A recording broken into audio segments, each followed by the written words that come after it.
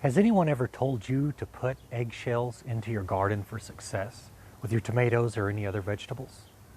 Stay tuned, because here are 3 reasons why people tell you to put eggshells in your garden and why they don't work. Hey, Dad. Reason number 1, slugs.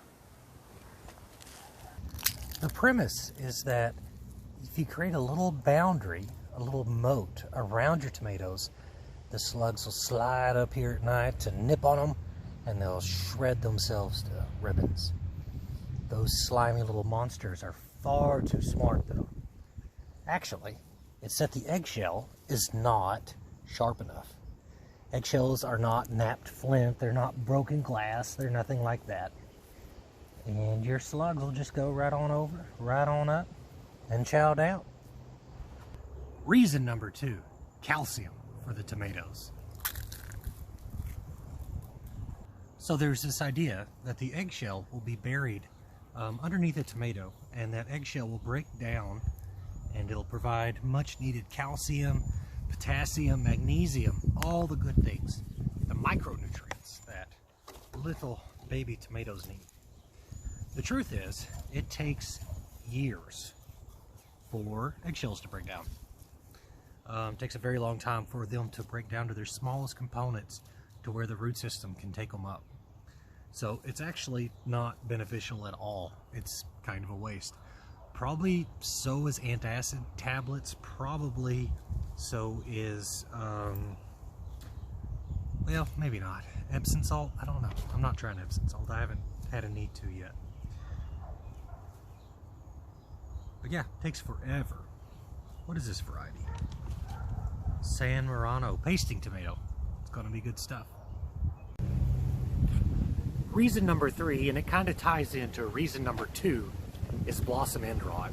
That working eggshells into the soil, directly into the soil, will help prevent blossom end rot. This isn't necessarily the case. Blossom end rot is caused by 5 things: too much salt, too much nitrogen, bad pH, poor watering, or bound up roots.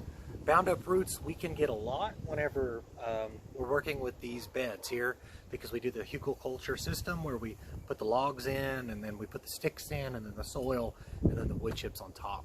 So if you're not doing your hugelkultur properly, or you've got it too high because you're trying to save some money on these on the soil, you can actually kind of bind your roots up and you will see blossom end rot that way.